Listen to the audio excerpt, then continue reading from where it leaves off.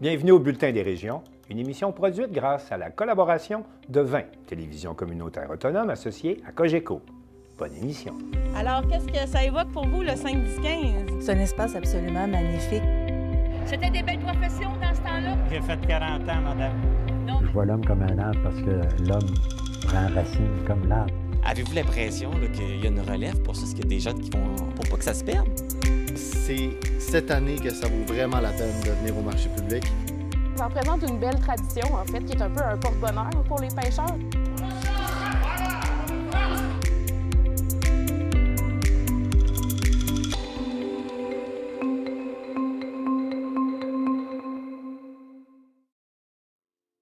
Au sommaire pour vous cette semaine, à Donnacona, de grands projets sont annoncés à l'occasion du 14e déjeuner annuel des gens d'affaires. À Chandler, le programme de récupération en supermarché a permis de récupérer 35 tonnes d'aliments au cours de la dernière année. Le défi Pissenlit, visant à favoriser la pollinisation, revient pour une 4e année. L'Association du cancer de l'Est du Québec vous invite à participer à la loterie qui fait du bien. À Montjoly, le très connu Bruno Landry a prononcé une conférence sur l'importance des bénévoles qu'il présente comme des super-héros. La chaîne musicale Rétro Souvenirs Radio remporte un Canadian Choice Award dans la catégorie Divertissement. À Thetford, un tournoi de soccer inter-entreprise sert d'outil pour l'intégration des nouveaux arrivants. Mais pour commencer, on va se rendre à Sainte-Anne-des-Monts, où le Centre de formation professionnelle Micheline Pelletier, qui est spécialisé dans la formation des monteurs de ligne, souligne son 10e anniversaire. Un reportage de Marie-Claude Roy de la télévision de la Haute-Gaspésie.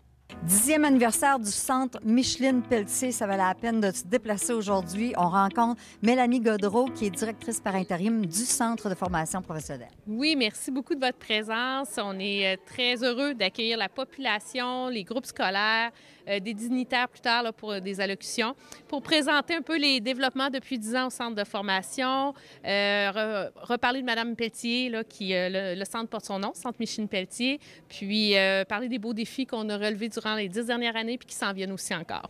Au Centre Micheline Pelletier, c'est le programme de montage de lignes électriques et de télécommunications. Il y a le programme aussi plomberie-chauffage. Donc, c'est les deux programmes ici offerts et présentement, on offre l'AEP en conduite d'engins de chantier. C'est 1125 élèves qu'on a formés en montage de ligne depuis 10 ans, 112 en plomberie-chauffage. Puis, chaque année, on en a 120 en montage de ligne et environ une dizaine en plomberie-chauffage. Puis, oui, vous allez pouvoir aller sur le chantier, voir les élèves en action, donc autant en conduite d'engins de chantier qu'en montage de ligne ou nos élèves en plomberie. On a vraiment des programmes attractifs là, à l'ensemble de la province, donc ils viennent d'un peu partout. Puis, on a même nos autres formations là, qui sont ici aussi, santé, secrétariat, comptabilité. Fait que les jeunes, même les groupes scolaires, tantôt, vont pouvoir voir en 10 minutes nos programmes.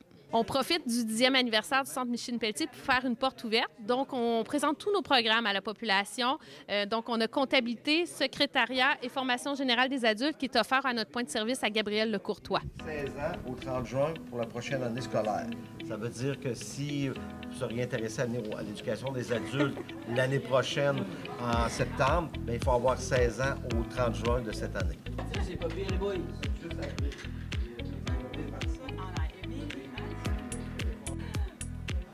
C'est principalement le logiciel qu'on utilise le plus. Ici, on a fait descendre des machines de notre chantier en haut. Alors, on offre là, sur 1 km l'AEP conduite d'engins de chantier dans le cadre de l'offensive en construction du gouvernement. Donc, nous avons une excavatrice, une chargeuse pelleteuse et un chargeur ici. Puis, les groupes scolaires là, peuvent découvrir davantage un petit peu les machines qu'on apprend dans ce programme de formation de courte durée.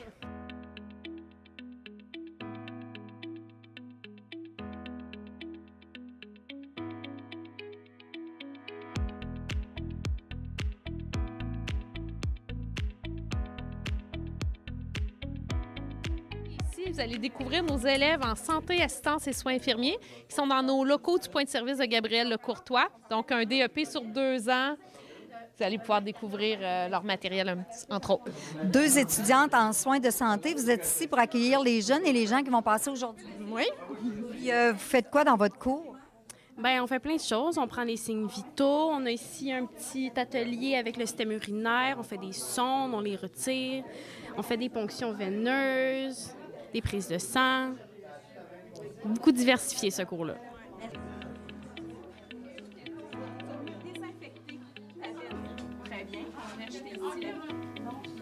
avec ça. C'est vraiment la méthode, exactement. Dans le cadre de notre formation en l'AEP conduite d'engin de chantier, on a loué un simulateur parce qu'on pense que c'est un plus pour la formation en conduite d'engin de chantier qui débute leur formation, s'approprient un petit peu des techniques sur un simulateur. Donc, les élèves peuvent découvrir cette technologie qu'on tente d'intégrer dans notre formation. On est dans cette majorité. On va creuser ça.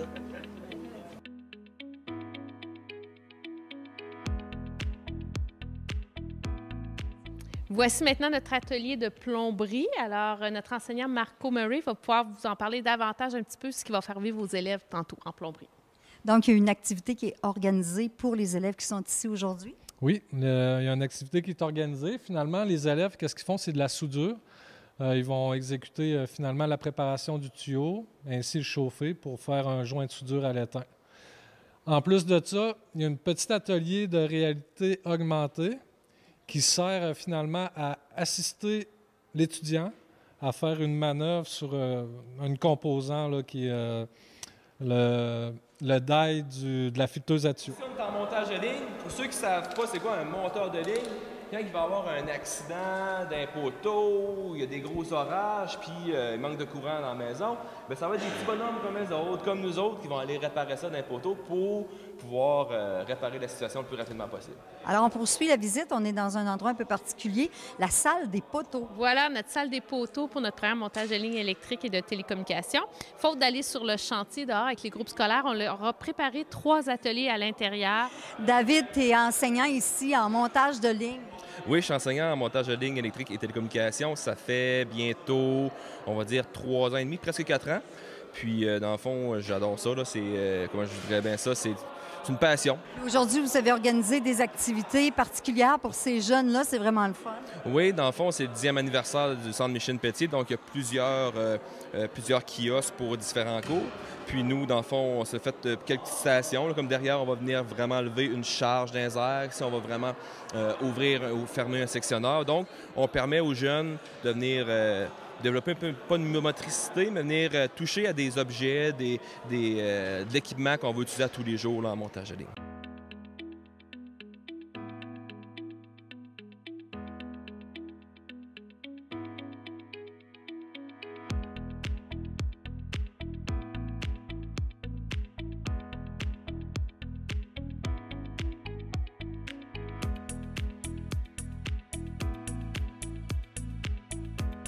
On est parti avec le minibus. Les gens vont avoir la chance de faire le tour du terrain avec ce petit minibus-là. Puis c'est le fun parce que là, on est rendu vraiment sur le terrain où les jeunes en montage de ligne sont déjà dans les poteaux.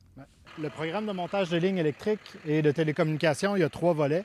Il y a un premier volet qui est le volet tronc commun. Donc, ils apprennent à grimper à l'éperon, ils apprennent les normes de sécurité, ils apprennent les différents outils, les équipements. Ensuite de ça, il y a un volet de distribution, c'est où on est en ce moment. Donc, ils apprennent à faire tout le déroulage des lignes, installer les transformateurs, les sectionneurs, les différents appareils. Ils apprennent à utiliser le camion nacelle, à installer, là, ce qu'on voit, ce qu'ils sont en train d'installer en haut, c'est une ligne, mais avec différentes protections.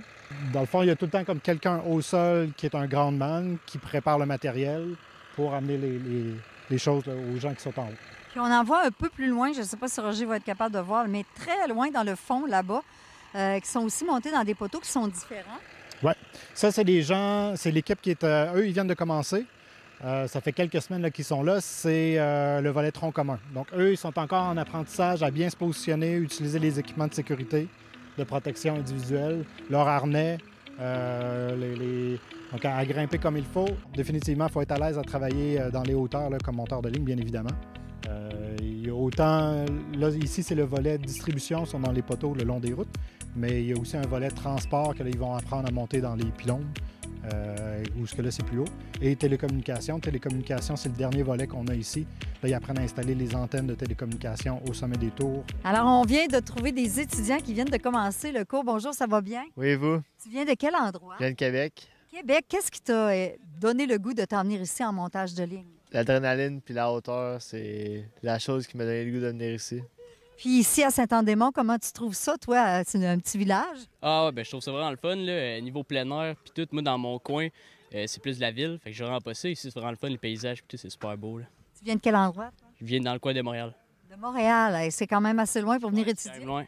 Ouais, ben, je voulais justement changer, je voulais dire. Je voulais venir faire les études puis trouver de quoi de nouveau. Dans mon coin, il y avait Québec pour faire le cours, mais ça ressemble un peu trop au coin de ville. J'aime mieux ici, c'est campagne, je trouve ça le fun, l'air frais, ça fait différent, c'est vraiment le fun.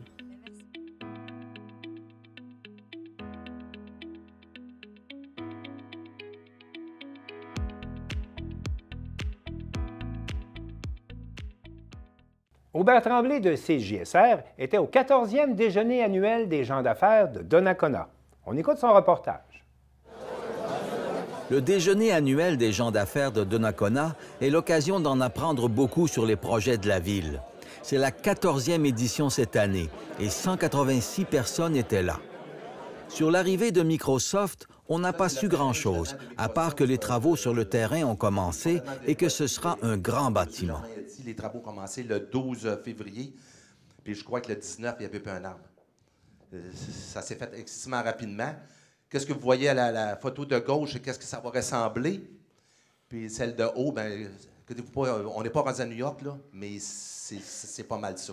Des représentants de la compagnie étaient là, mais ils ont surtout parlé de leur service d'intelligence artificielle. Ce qui est sûr, c'est que dans notre quotidien, au niveau des gouvernements, des municipalités, des entreprises, des PME, il va y avoir des choses extraordinaires qui vont pouvoir se faire avec ça. Ça va amener des grands changements sociétaux. Il ne faut pas avoir peur de le réaliser. La venue de Microsoft oblige la municipalité à agrandir son parc industriel, qui est maintenant plein. On a déjà entamé des discussions là-dessus pour faire une demande d'exclusion de la zone agricole en collaboration avec la MRC de Portneuf. On parle entre 4 et 5 millions de pieds carrés. Évidemment, c'est des démarches de longue haleine, là. On se le cache pas.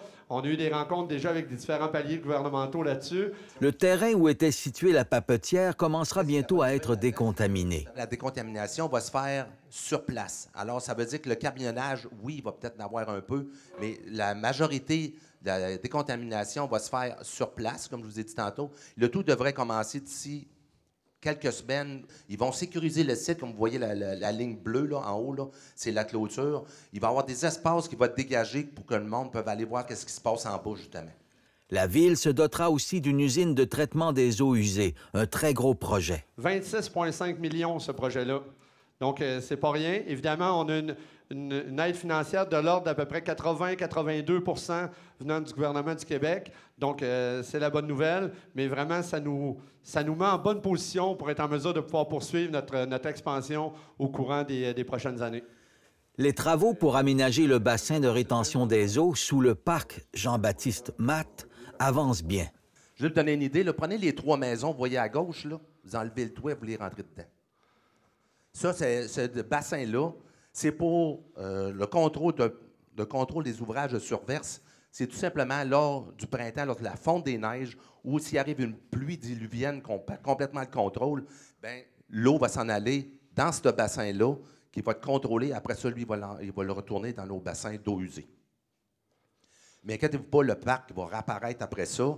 Il va y avoir de la terre mise par-dessus et le parc va revenir comme il était avant. Oui, on remet les modules de jeu. C'est le même principe un peu, là, ceux qui ne savent pas, mais c'est les plaines d'Abraham, là, c'est la même chose. Il y en a un bassin en dessous des plaines d'Abraham, justement, un réservoir d'eau, bien, c'est la même chose ici. La construction de la nouvelle caserne de pompiers sur la rue Notre-Dame est elle aussi bien avancée. Comme vous voyez la photo de droite ici en bas, c'est notre nouvelle caserne. C'est ça qui va ressembler un coup terminé.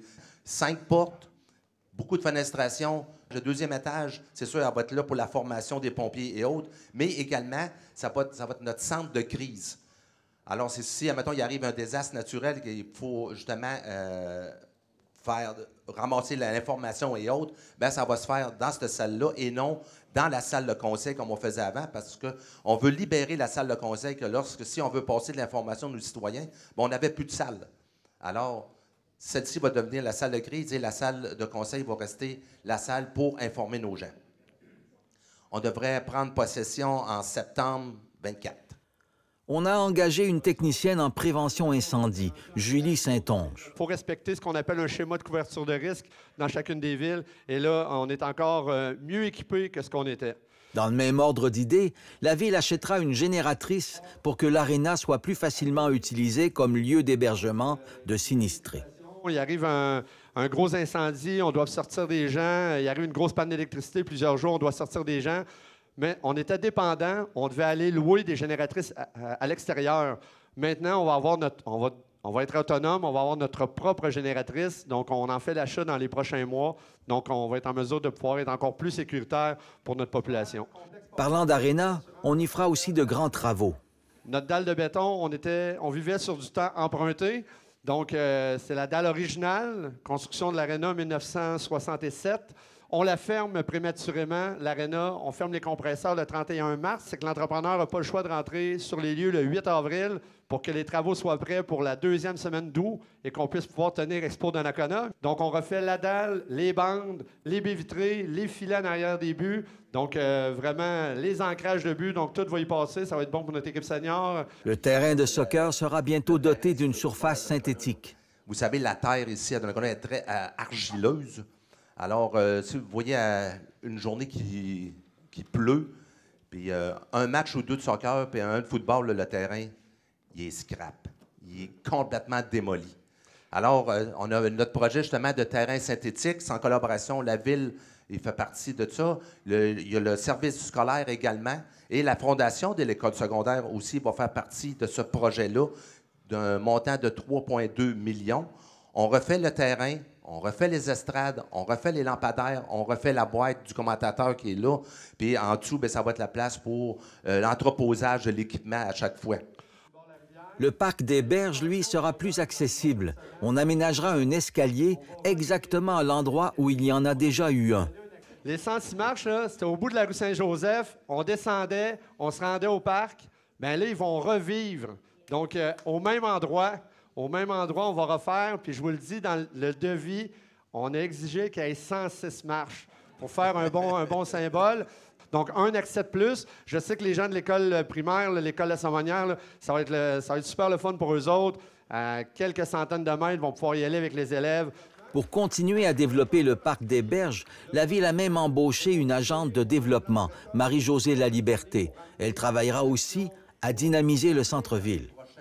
On investit cette année 100 000 $ dans le vieux Donnacona. Il va y avoir du marquage au sol, ça, en collaboration avec les écoles qui vont participer. Et puis, les lumières que vous voyez en haut, il reste quelques retouches à faire, là, les ententes avec les propriétaires des bâtisses de chaque côté qu'on peut accrocher les lumières, mais c'est déjà en notre possession. Du côté des organismes communautaires, l'ouvroir déménagera dans un bâtiment offert par Promutuelle Assurance. Les clients n'auront plus à descendre et monter des escaliers. L'ouvroir vient ainsi s'ajouter à l'offre de services communautaires déjà concentrés dans ce secteur de la rue Notre-Dame. Accès Travail Portneuf, Carrefour Jeunesse Emploi, le Halo et la Licorne.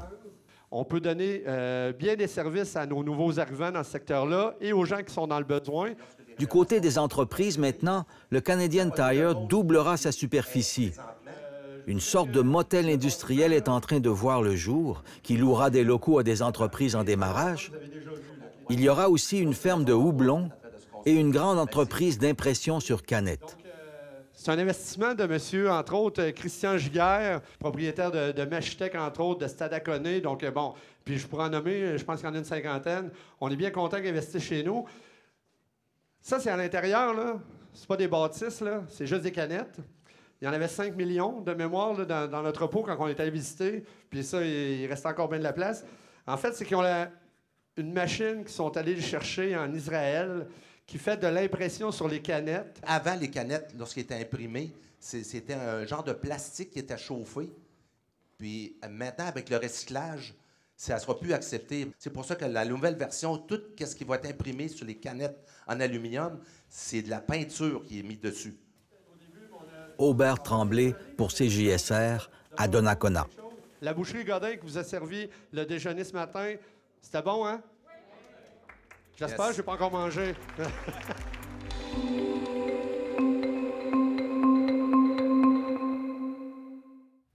3 tonnes d'aliments sont récupérées chaque semaine dans l'agglomération de Chandler grâce au programme de récupération en supermarché. On écoute un reportage de Jean-Denis Laperrière de la télévision du Rocher-Percé. Le programme de récupération en supermarché est un projet pilote mis en place par le Réseau en développement social Rocher-Percé pour récupérer les surplus alimentaires des supermarchés et les redistribuer aux personnes dans le besoin. En raison de l'intérêt suscité par le programme, celui-ci est en cours de processus d'incorporation pour devenir une entité à part entière.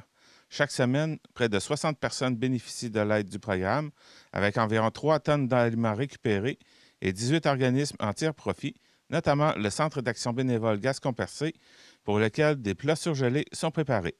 Nous discutons de ces avancées avec Laurent Gélina, le nouveau coordonnateur du PRS. Alors, Laurent Gélina, nouveau coordonnateur du programme de recyclage en supermarché. Bonjour. Oui, bonjour Jean-Denis. Ça va bien? Très bien, toi? Oui. Tu es bien installé à ton nouveau... Oui, c'est ça. Ça fait 1 mois que je suis arrivé à peu près. Je reprends le projet, le programme de récupération en supermarché ici. C'est un super beau programme. C'est ça, on fait la récupération des denrées dans 3 supermarchés et les 2 IGA du territoire de la MRC, puis le Super C à Chandler. Donc, on récupère tous les aliments ici, puis on les redistribue. J'ai venu faire mon tour il y a 1 an. On va voir un peu où est-ce qu'on en est rendu. Faire un rappel, ça a été mis en place, pourquoi Ça a été mis en place en 2021. Puis l'idée, ça faisait partie d'un projet qui était développé. On voit qu'il y avait beaucoup d'intérêt des partenaires. Puis c'est un projet qui a été initié par le Réseau en développement social, ici, Réseau en développement social Rocher-Percé. Donc, le projet est né vraiment du réseau et des organismes partenaires aussi pour récupérer la nourriture puis redistribuer celle-ci auprès des personnes qui en avaient besoin. Donc, c'est ça depuis 2021. Donc là, ça va faire bientôt, à l'été 2021. Donc là, ça va faire maintenant 3 ans là, cet été. Donc, vous récupérez chez 3 supermarchés. Ça se passe comment? Ça se passe comment? On effectue la collecte, donc on part 3 jours par semaine, lundi, mercredi et vendredi. Notre employé David, il part faire la collecte dans les 3 supermarchés. Donc, il y a des bacs spécialement prévus pour ça qui restent dans les supermarchés, qui sont remplis par les employés des supermarchés. Puis nous, on vient chercher ces bacs-là. Une fois qu'ils sont remplis, on les récupère, puis ensuite, on met tout ça dans nos frigos. On va trier toute la nourriture. On essaie de catégoriser le plus possible. Donc, on a 2 frigos ici en arrière. On a des congélateurs aussi pour la boulangerie, pour la viande. Donc, on classe tout ça. Puis ensuite de ça, c'est notre clientèle qui vient chercher les aliments. Il y a les organismes aussi qui peuvent venir directement. Donc, on fait affaire avec 18 organismes communautaires de la MRC du Rocher-Percé qui viennent chercher directement les denrées ou qui donnent par un système de couponnage, donc des coupons qui donnent à leurs usagers. Puis les usagers viennent chercher, avec l'aide des coupons, ils viennent chercher les aliments directement ici. Donc, ils peuvent choisir qu'est-ce qu'ils veulent mettre dans leur panier. 18, c'est beau. On est rendu à pas mal...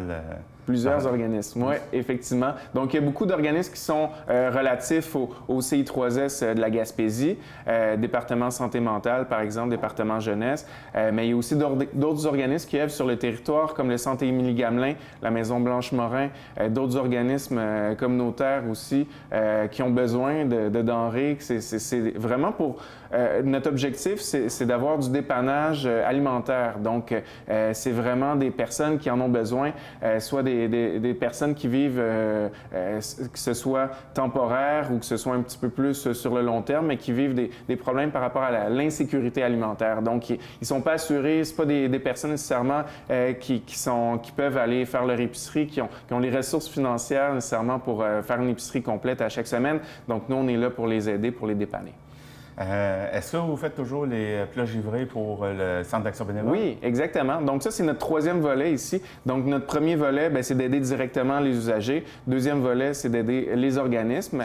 Puis notre 3e volet, c'est en collaboration avec le Centre d'action bénévole, c'est de leur fournir ce qu'on appelle les plats givrés, les petits plats givrés. Donc c'est des plats préparés qui sont préparés par nos employés ici en cuisine. Donc à l'aide principalement des aliments qui sont récupérés. qu'on vient compléter aux besoins. Donc oui, on produit plusieurs plats par semaine. On en a environ 60 plats par semaine. Donc ça revient à peu près 3000 par année, 3000 plats givrés qu'on produit pour le Centre d'action bénévole pour qu'ils redistribuent auprès de leur clientèle. Tu as parlé que vos sources d'approvisionnement, en ce moment, c'est IGA, les deux IGA plutôt, Grande Rivière Chandler et Super C. Rolando me parlait l'an passé qu'il aurait aimé pouvoir étendre ça au restaurant.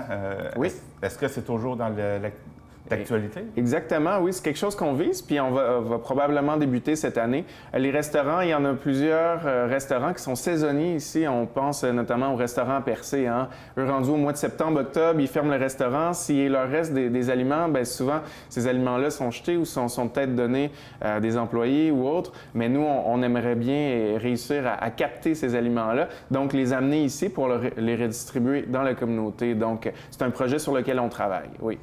Et est-ce que vous avez déjà commencé à contacter certains commerçants? Oui, mais il y en a qui se sont montrés intéressés déjà. Il y en a par contre qui faisaient déjà affaire avec des banques alimentaires qui allaient porter ça du côté de Gaspé. Bien, nous, on aimerait ça, que ce soit géré sur notre territoire pour notre communauté directement. Donc, on essaierait d'aller chercher ces aliments-là pour que ce soit redistribué ici, là, dans notre communauté. Sinon, j'imagine qu'ils peuvent toujours vous contacter aussi pour... Oui, certainement. Se proposer. Oui, exactement. Ça nous ferait toujours un grand plaisir. Vous avez aidé à peu près combien de personnes par semaine? Oui, par semaine, bien, des gens qui viennent ici avec leur coupon, bien, il y en a environ, 60 par semaine là, qui viendraient ici chercher des aliments. Oh, hey, c'est pas pire pareil. Oui, oui. On est ouvert tous les jours de la semaine, du lundi au vendredi, sauf le jeudi qu'on est fermé. Donc, sur nos 4 journées d'ouverture, lundi, mardi, mercredi et vendredi, bien, il y aura un total de ces personnes-là qui viendraient ici chercher des aliments. Donc, vous aidez environ 60 personnes par semaine qui viennent ici. Côté récupération, vous récupérez quelle quantité de nourriture? Là? On en récupère beaucoup. À chaque semaine, parce que la récupération se fait à chaque semaine, beau temps, mauvais temps, il y a toujours de la nourriture qui est générée dans les épiceries. Donc, c'est 3 tonnes par semaine qu'on vient récupérer dans les 3 épiceries actuellement. Puis, donc, par année, c'est 35 tonnes. Donc, c'est pas mal. Puis, sur cette quantité-là, bien, c'est ça, c'est des aliments qui sont invendus souvent qu'on va récupérer. Bien, pas souvent. C'est toujours des aliments invendus qu'on va récupérer. Puis des fois, ben, il y en a, c'est ça, ça va être des fruits et légumes, par exemple, qui sont un petit peu défraîchis, ou ça peut être aussi des produits laitiers qui approchent la date de péremption. Donc, tous ces produits-là, on va les récupérer. Puis, il n'y a pas grand-chose qu'on va jeter au final. Tout va trouver preneur. C'est moins de 5 % qu'on va finalement mettre nous-mêmes au compost. Donc, vous voyez que la très, très grande majorité de ce qu'on récupère, ben, va finalement trouver preneur.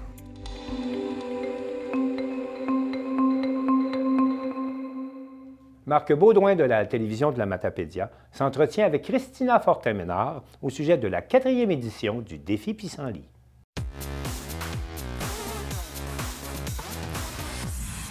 Le beau temps arrive, les pissenlits vont pousser. Alors pourquoi ne pas faire le défi Pissenlit? L'événement est de retour pour une 4e édition et pour nous entretenir sur le sujet, je reçois une des cofondateurs du projet, Christina Fortin-Ménard. Bonjour Christina. Bonjour. Bien, tout d'abord, pouvez-vous nous rappeler qu'est-ce que le défi Pissenlit? Oui, le défi Pissenlit, en fait, il n'y a pas plus simple que ça. Au printemps, au lieu de tondre tout de suite les pissenlits quand ils vont sortir, on patiente un peu, quelques jours, jusqu'à 2-3 semaines, on les laisse fleurir pour offrir le pollen et le nectar aux insectes pollinisateurs qui en ont grandement besoin après ce long hiver. Donc, c'est aussi simple que ça. On retarde la tonte du gazon de quelques temps. Comme je l'ai mentionné, c'est la 4e édition. Donc, en 4 ans, là, le défi Pissenlit a pris de l'ampleur. Oui, absolument. On a commencé ça tout petit. C'était vraiment une idée très, très simple, là. On a pensé à ça. On s'est dit que ça serait vraiment le fun que dans les gazons, on voit surtout des petites pancartes « Je protège les pollinisateurs » plutôt que des petites affichettes qui disent « Attention aux pesticides ». Alors, on a lancé l'idée du défi Pissenlit en 2021. Puis on se retrouve 4 ans plus tard. Ça a pris beaucoup d'ampleur. C'est maintenant devenu un OBNL. Donc, chaque année, il y a de plus en plus de villes, d'entreprises et surtout de citoyens qui participent. Fait que là, vous êtes rendu à la grandeur du Québec, là. Pas mal, Oui, j'imagine. oui, même en Ontario, puis tranquillement un petit peu plus loin dans le Canada. Ça s'en vient de où? Ça s'en vient vraiment gros. Est-ce que vous êtes surprise de toute cette expansion-là, de cette popularité-là? C'est sûr que la première année, ça a été une très grosse surprise. Là, déjà, quand on a eu les premiers appels des médias, on s'attendait pas du tout à attirer l'attention comme ça. Mais je pense que les Québécois, en fait, sont prêts. Ils veulent aider les insectes pollinisateurs, ils veulent contribuer pour l'environnement. Donc, c'est vraiment ça qui a contribué au succès du défi Pissenlit. Et c'est pour ça qu'on poursuit d'année en année, puis on espère pour encore longtemps. Comme tu l'as mentionné, là, c'est devenu un organisme à but non lucratif depuis l'automne 2023. Fait que là, maintenant, vous avez votre site Internet, vous avez même votre propre visuel. On peut voir votre logo sur votre chandail. Oui, exact. Donc, on a une nouvelle image de marque pour souligner ça. On a une belle équipe de bénévoles aussi qui entoure tout le défi Pissenlit. Ça grandit, là. On entend parler aussi qu'il existe le mouvement là, No More May, qui est en français « Mais sans tondeuse ». C'est quoi la différence entre ce mouvement et le défi Pissenlit? Le défi Pissenlit, je vous dirais là, que la principale différence, c'est qu'il n'y a pas de durée. Donc, selon où on est dans le Québec, laisser pousser le gazon jusqu'à la fin mai, ça peut devenir un peu exagéré. Donc, par exemple, dans le secteur de Montréal, là, la première tonte va peut-être avoir lieu à la mi-mai, 20 mai, ça va être bien correct. Puis plus au nord, ben ça va être peut-être début juin, mi-juin. Donc, le défi Pissenlit, l'important, c'est d'offrir des fleurs aux pollinisateurs, puis il n'y a pas de durée. Comme le No More May, c'est vraiment plus le mois de mai, mais défi Pissenlit, là, on n'a pas de restriction à ce niveau-là. Mais c'est-tu le même objectif, le mai sans tondeuse? C'est-tu pour permettre aux insectes pollinisateurs de faire leur travail? Oui, c'est deux mouvements là, qui ont comme but d'aider les insectes pollinisateurs. En fait, de laisser un peu la nature reprendre sa place. Les fleurs sont là pour une raison, puis c'est pour aider les insectes pollinisateurs. Vous êtes un peu complémentaires, là, si je comprends bien. Oui, exact. C'est deux mouvements qui sont partis presque en même temps. Quand on a démarré le défi Pissenlit, on ne savait pas que No More May existait. Donc, c'est deux idées qui viennent vraiment de deux extrémités du monde, mais qui ont quand même un but commun. Que vous soyez un individu ou une corporation, si vous voulez vous aussi contribuer à faciliter la tâche des insectes pollinisateurs, rendez-vous sur le site Internet défipissenlit.ca. Vous trouverez toutes les informations et comment adhérer au défi Pissenlit.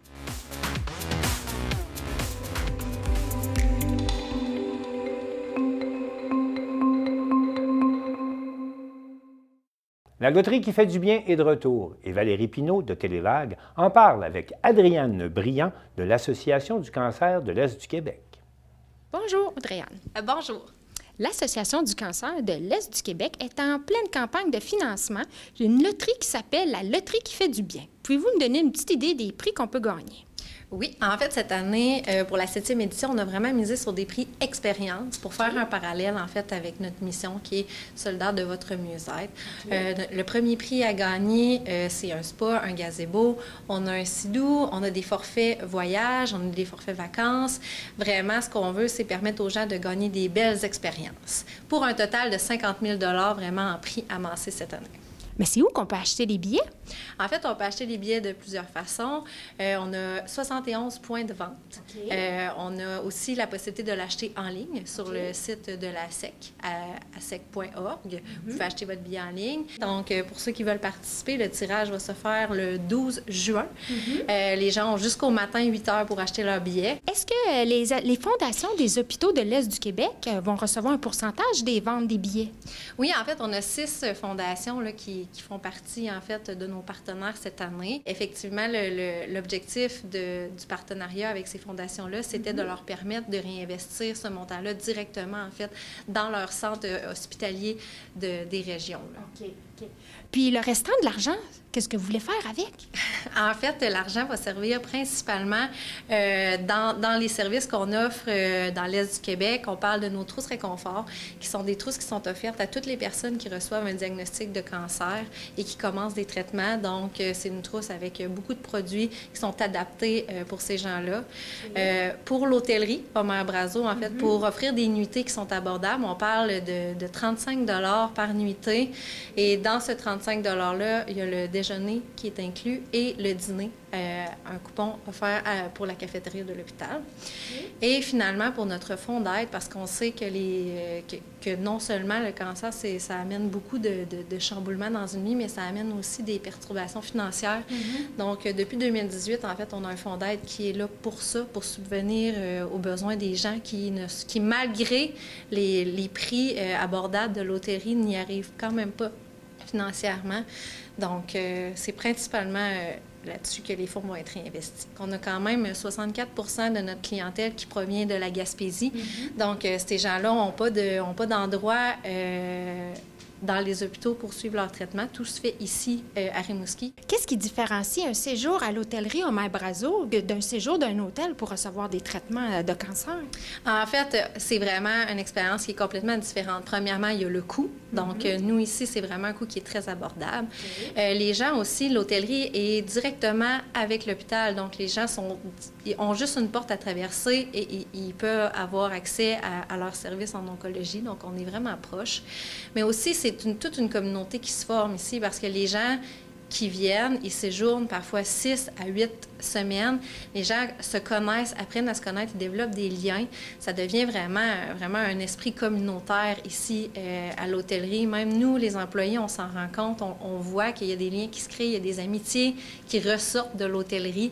Donc, c'est complètement différent d'aller à l'hôtel parce que tu n'es pas seul, tu es avec d'autres personnes qui vivent exactement la même chose. Et en plus, mais ici, on a toujours des activités, on a des choses qui sont proposées pour les gens qui en ont besoin. On a aussi une intervenante sociale qui est là pour leur venir en aide à eux, mais aussi à leurs proches aidants. On a de la massothérapie qui est partout sur le territoire, en fait, qui est offert aux gens qui suivent un traitement. La boutique chez Martine, en fait, qui est une boutique spécialisée en prothèses mammaires et capillaires. On a vraiment une conseillère qui est spécialisée, qui a une formation, on a un inventaire assez impressionnant. En fait, ce qu'on se fait dire souvent par les résidents, c'est que les gens à l'hôtellerie, les employés, c'est des gens qui sont fins, qui sont à l'écoute, ils se sentent pas tout seuls, en fait, parce que même si on sait qu'au Québec, c'est 60 personnes par jour quand même qui décèdent d'un cancer, c'est un nouveau diagnostic à tous les 8 minutes. Quand on reçoit un diagnostic, on peut vraiment se sentir tout seul. Donc, ici, ce que les gens aiment, c'est que vraiment, ils ont l'impression d'être entourés puis d'être soutenus au travers de cette épreuve-là. J'encourage tout le monde à acheter leurs billets, non seulement parce que c'est vraiment des prix incroyables cette année qu'on a réussi à aller chercher parce qu'on a vraiment des super bons partenaires partout sur le territoire, mais aussi parce que c'est vraiment une bonne cause. La situation économique actuelle fait en sorte que les gens ont besoin d'aide, pas juste au niveau psychosocial, mais financier aussi. Puis une grande partie, en fait, des fonds qui sont amassés qui vont servir à ça pour être capable de soutenir le plus possible les gens qui viennent ici puis qui ont besoin de nos services. On n'est pas, en fait, on n'est pas optionnel, on est essentiel. On n'a pas le choix d'être là parce que les gens ont besoin de nous. Notre hôtellerie est toujours ou presque tout le temps à pleine capacité parce qu'on a toujours des gens qui ont besoin, en fait, d'hébergement durant leur service. Donc, j'encourage tout le monde à participer à cette belle campagne puis à aller sur notre site Internet pour acheter un billet en ligne.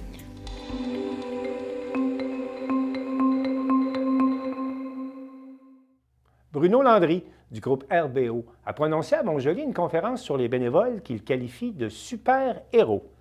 Marc Després, de la télévision de la Métis, l'a rencontré. Eh bien, Bruno Landry, donc tout d'abord, bienvenue à Montjoly. Bien, merci, c'est un plaisir d'être ici. Et donc, vous êtes venu présenter votre conférence Super-héros. Je pense que ça fait à peu près un an là, que vous la promenez. Oui, c'est notre deuxième conférence. Donc, la première, on l'a fait depuis 7 ans, mais on est dans la création d'une deuxième conférence qui est Super-héros. OK. Donc, il va y avoir comme une deuxième ébauche. Là. Bien, en fait, c'est la deuxième qu'on a présentée. Et à ce moment-là, donc, quel bilan vous dressez de cette expérience?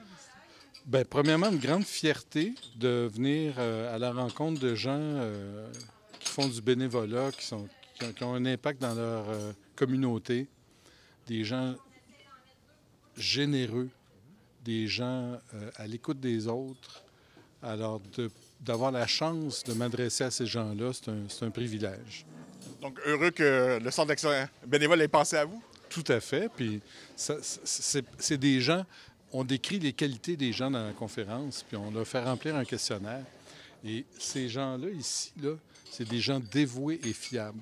C'est les deux caractéristiques qui sont ressorties, puis ça ressemble tellement à ce qu'ils font au quotidien, puis au bien qu'ils font à tous ces gens-là. Qu'est-ce qui vous a amené à créer cette conférence-là sur ce thème des super-héros? C'est l'idée qu'on a eue parce que la thématique des super-héros, c'est quelque chose qui est plus grand que nous. Et on a décidé de jouer sur les forces des gens, ce qui nous élève. On est dans une époque très polarisée où on vit beaucoup de conflits. Puis nous, ce qu'on amène, c'est une espèce de vent de fraîcheur puis d'espoir où on se concentre sur les forces puis les qualités des gens qui nous entourent. Parce que ça, ces gens-là qui étaient là ce soir, dans la vraie vie, mon Dieu, la société serait pas ce qu'elle est. Tout à fait, tout à fait. C'est ça. C'est pour ça que je parlais d'un privilège puis d'un honneur de venir parler à des gens aussi altruistes. Et bien entendu, là, les gens, lorsqu'ils ont vu votre nom sur une affiche, ont pensé à RBO automatiquement. Donc, pour du RBO, ils vont pouvoir aller à Trois-Rivières, à l'amphithéâtre Cogeco cet été, à compter du 17 juillet, voir l'hommage que le Cirque du Soleil rend à RBO. Malheureusement, je ne suis pas dans le spectacle. Non, heureusement, je ne suis pas dans le spectacle. J'ai essayé d'appliquer, mais on m'a dit que j'ai pas la souplesse, en fait. Au niveau psychologique, je suis très souple, mais physique, un peu moins. Donc, à ce moment-là, c'est l'une des expériences que les gens vont pouvoir éventuellement, parce que, bon, RBO, quand même, on est rendu à 43 ans, je pense. Merci de le souligner à l'écran. 43 ans, effectivement. Bon. Maudite entrevue. mais pour vous, c'est un très beau bagage qui vous amène justement à de belles expériences. Oui, puis c'est... Quand on fait des spectacles d'humour, s'il y a un message en plus, c'est un bonus. Pour une conférence, c'est l'inverse. Si on fait rire, c'est un bonus. Ce qui est important, c'est ce qu'on apporte aux gens, puis le message qui sous-tend toute la conférence super-héros, et aussi l'autre conférence qu'on présente qui s'appelle les 10 commandements. Et en plus, les gens repartent avec un beau cadeau. Là. Oui, mais là, il ne faut pas vendre le punch, mais effectivement, chacun a eu un cadeau personnalisé. C'est ce qu'on offre à la fin de la conférence. Et à ce moment-là, bon, quels sont vos projets les plus près? Bien là, on est toujours en train de présenter nos deux conférences. On fait le tour du Québec. On s'en va à Rouen la semaine prochaine, Lévis la semaine suivante. Alors, on continue à se promener. Saint-Félicien s'en vient. Alors, on met beaucoup de kilométrage sur notre voiture. Et à ce moment-là, bon, si quelqu'un aimerait vous accueillir, c'est quoi la meilleure façon? C'est la boîte de conférenciers Horizon qui s'occupe de nous... que les gens contactent. Là. Okay. Et à ce moment-là, ben, vous amenez avec le sourire, la bonne humeur. Oui, bien, ça demande beaucoup de préparation, cette conférence-là. Oui, alors, il y a un questionnaire à remplir, puis nous, on prépare le fameux cadeau personnalisé qu'on va donner aux gens. Et puis, c'est ça. Et ça s'adresse vraiment à tout le monde. Comme vous le disiez, la dernière fois, je pense que c'était avec des gens d'affaires, cette fois-ci des bénévoles. Donc, ça s'adresse vraiment à tout le monde. Des infirmières, des compagnies d'assurance. On fait vraiment le tour de chacun des groupes à peu près actifs de la société.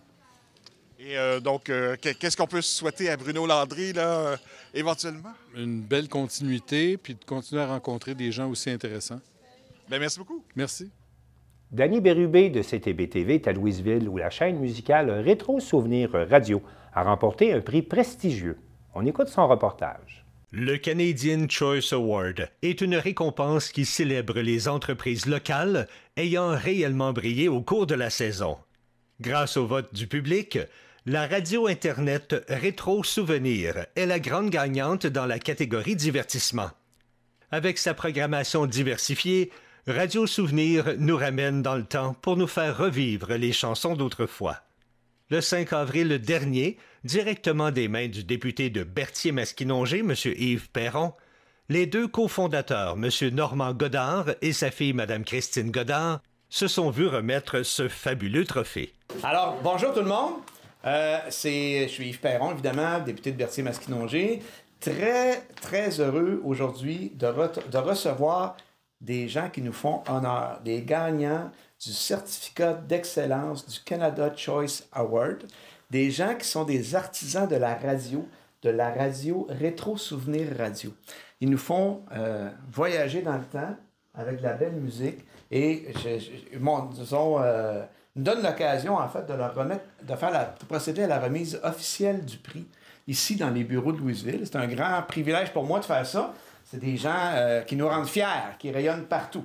Donc, je suis en compagnie de M. Normand Godard, Mme Christine Godard, qui sont à chaque côté de moi et qui sont les cofondateurs de la radio. Puis, je suis ici avec également avec les animateurs Richard Baillargeon et Jacques Savoie. Et sur ce, je vais laisser peut-être la parole au récipiendaire du prix. Puis après ça, on procédera à la remise officielle. Merci, M. C'est bon? Perron. C'est avec un grand plaisir que nous avons l'honneur de recevoir le prix Canadian Choice Award pour la catégorie divertissement. Pour nous, c'est la reconnaissance de 10 années de travail, travail qui a été ajourné par ma fille Christine, qui s'est dévouée pendant ces 10 années à la radio. Je vais lui laisser la parole. Et je remercie aussi tous nos animateurs que sans eux, on n'aurait pas pu se rendre où on est rendu aujourd'hui. Je cède la parole à Christine. Merci. Comme je viens de le mentionner, mon père Normand, c'est grâce à une équipe fiable et solide que nous sommes parvenus pendant toutes ces années à offrir un divertissement de qualité. Nous souhaitons remercier personnellement chacun de nos animateurs et les membres de notre équipe pour leur travail acharné. Nous voulons aussi remercier les auditeurs pour leur fidélité et de nous avoir mis en nomination pour ce prix qui est pour nous, qui représente beaucoup, surtout en ce moment que nous célébrons notre 10e anniversaire. Donc, merci. Merci beaucoup. Après la remise du trophée, M. Perron tenait personnellement à leur remettre une lettre officielle du gouvernement. Alors, je tiens personnellement à vous féliciter pour votre prix, Canada Choice Award. C'est une belle manière de célébrer votre 10e anniversaire, Mme Christine l'a souligné. Vous rayonnez sur toute la région et je vous en félicite. J'ai également profité de l'occasion pour m'entretenir avec les récipiendaires. Monsieur Normand Godard et Mme Christine Godard, félicitations pour votre prix. Merci beaucoup. C'est quand même valorisant de recevoir ce genre de prix-là. Oui, surtout qu'on ne s'y attendait pas. Hein. C'est des auditeurs qui nous ont mis en nomination. Donc, on a reçu un email nous disant qu'on avait été mis en nomination. On ne connaissait pas ce prix-là avant. Donc, on a été surpris. Dites-moi, ça vient d'où cette idée-là? Pourquoi partir une radio Internet? Je vais le laisser répondre. On veut toujours une passion pour la radio. Et puis, on a la radio dans laquelle je vais travailler pour monter, mettre en onde, qui nous a quittés à Saint-Gabriel. Et puis, je vais tout le temps, le plus jeune âge, là, j'ai tout le temps une passion pour la radio. Puis vous avez une passion aussi pour les anciennes musiques, la musique rétro. Oh oui, nous autres, c'est des années 50 à 2000. Et puis, on a plusieurs titres. On a, je ne sais pas combien, mais le choix musical qu'on a, c'est que la même musique ne reviendra pas au bout de 2-3 heures. On a un choix de combien de... On a au-dessus de 2500 chansons et on ne se concentre pas seulement sur la musique commerciale. Là. Nous autres, c'est de la musique souvenir. La radio rétro souvenir comme ça, c'est pas juste la radio musicale, là. C'est pas juste la musique toute la journée. Vous avez des animateurs aussi. Oui, on a des animateurs, mais c'est pas trop de blabla. Là. Ils sont recherchistes, nos animateurs. Puis, c'est plus de la musique que du blabla. Ils vont expliquer les chansons, ils vont donner des anecdotes au sujet de la musique qu'ils font jouer, mais ils vont pas se mettre à raconter la température ou quoi que ce soit, là. Ça va être au sujet de la musique qui va jouer, puis c'est la musique. C'est une radio musicale. En tout cas, on vous souhaite longue vie, ça c'est sûr et certain, encore plusieurs années, puis félicitations pour votre prix. Merci beaucoup. Merci beaucoup.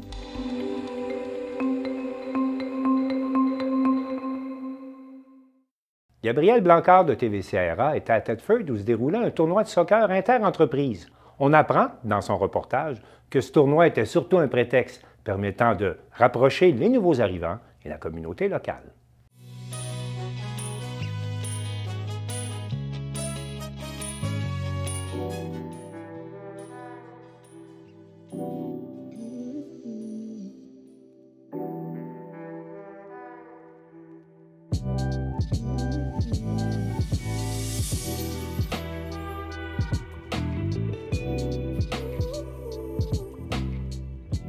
Bonsoir à tous, ici Gabriel Blancard. On se retrouve en direct du Cégep de Thetford où s'est déroulée la finale du tournoi de soccer inter-entreprise organisé par Péricla. Je vais dès maintenant passer la parole aux gagnants de ce majestueux tournoi inter-entreprise. Alors on se retrouve actuellement avec les gagnants de ce tournoi inter-entreprise, donc l'entreprise Castec. Je suis avec Ivan. Ivan, bonsoir. Est-ce que tu peux nous partager un peu ton ressenti après ce match? Mais oui, ce tournoi-là, c'était tellement bon pour nous, pour partager le sport avec les gens, puis connaître beaucoup plus de gens, puis grandir la société du sport qui aime le football comme nous. C'est une belle passion qui tous nous, ensemble, en profitent beaucoup. Donc, on est très heureux d'être champions au final. On s'est battu bien fort avec les gens, mais au final, on a gagné finalement. Et du coup, toi, est-ce que tu peux nous parler un peu de toi? Ça fait combien de temps que tu es au Canada? Moi, j'aime vraiment mon expérience ici au Canada. C'est un bel pays. C'est un bel pays, une belle expérience pour travailler aussi, pour grandir comme personne, puis connaître aussi beaucoup de gens, une autre culture aussi. Et ça fait combien de temps que tu es ici? Ça fait 3 ans maintenant que je suis ici. J'avais arrivé le 17 décembre 2020. En plein COVID. Oui. Pas idéal du coup comme période. Et du coup de l'acclimatation, donc l'acclimatation dans la société canadienne et donc l'acclimatation dans la société canadienne et au sein de ton entreprise, comment ça s'est déroulé, l'échange avec les locaux et bien évidemment les immigrants comme toi? C'est pas évident, c'est climatiser, c'est habitué à un nouveau rythme de vie parce que on laisse tout à l'arrière, puis on doit s'en chercher nous-mêmes dans ce nouveau endroit, de nouvelles sociétés, de nouvelles habitudes aussi pour les gens. Donc on doit toujours affronter les chocs culturels, ça c'est sûr. Mais quand même, les Québécois, les gens québécois sont très respectueux, très belles avec nous, très accueillants aussi. Donc on remercie les pays, les gens ici en général, ils sont fait très bien avec nous. Oui. Parfait, merci beaucoup et encore félicitations. Félicitations.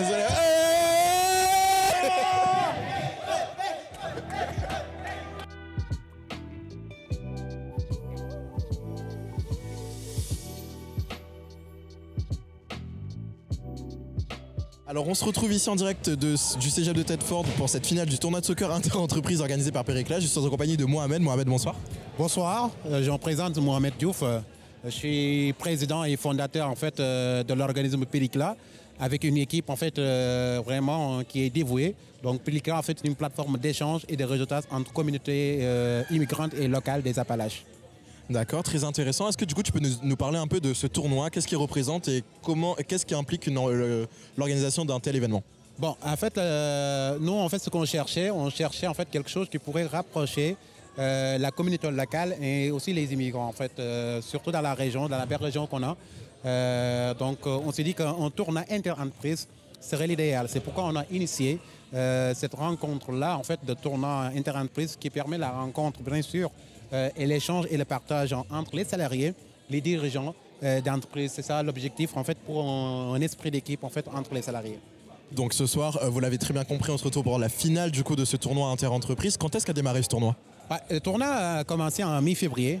Donc, l'objectif, c'était de commencer par des phases en fait, de premier tour.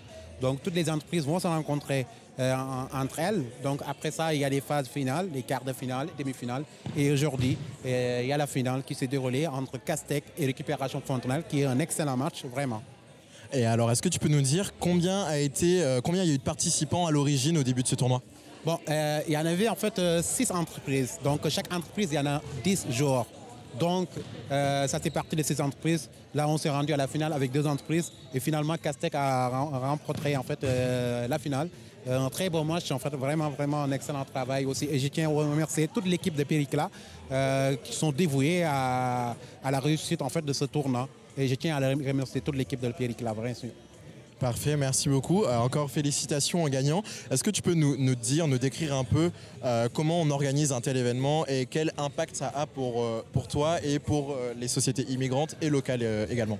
Bon, en fait, comment on fait pour organiser ça? Ça demande de l'organisation et d'être structuré et s'assurer vraiment, en fait, nous, ce qu'on a fait, on a pris chaque équipe des responsables et des capitaines et on s'est entendu des réunions, vraiment, et qu'on essaye de faciliter la communication quand il y a un match.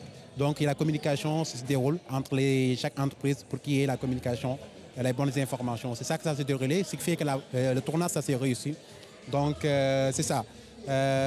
L'autre question, c'est par rapport, en fait, l'impact ça aura. L'impact ça aura, c'est le rapprochement interculturel. Donc, c'est ça qu'on veut. On veut que les gens se tissent les liens. Et ça, c'est vraiment, on l'a réussi. Que ce soit la communauté locale et les immigrants qui aient ce tissage de liens. Et c'est vraiment, moi, c'est un beau travail. Vraiment, je tiens à remercier encore de plus et toute l'équipe, en fait, dessus. Alors, merci beaucoup. En tout cas, on peut noter que l'événement a été une réussite. Qu'est-ce que tu aurais à dire aux entreprises qui aimeraient faire partie de cet événement? Bon, en fait, ce qu'on veut, on veut pérenniser l'événement. Donc, l'année prochaine, donc, on invite toutes les entreprises qui n'étaient pas présentes, en fait, de participer prochainement à la prochaine édition. Donc, ça nous ferait plaisir, vraiment, que toutes les entreprises de la région participent à ce tournoi inter-entreprise pour le rapprochement interculturel. C'est ainsi que s'achève ce tournoi inter-entreprise organisé par Péricla. Nous vous le rappelons, ce tournoi avait pour but de lier les communautés immigrantes et locales et les entreprises entre elles, une initiative de M. Mohamed Diouf. Nous vous remercions de nous avoir regardés. Je vous souhaite une excellente soirée. C'était Gabriel. À bientôt. Alors, c'est tout pour cette édition du Bulletin des régions. On espère que ça vous a plu. Je remercie toutes les stations de télévision participantes et je vous dis à la prochaine.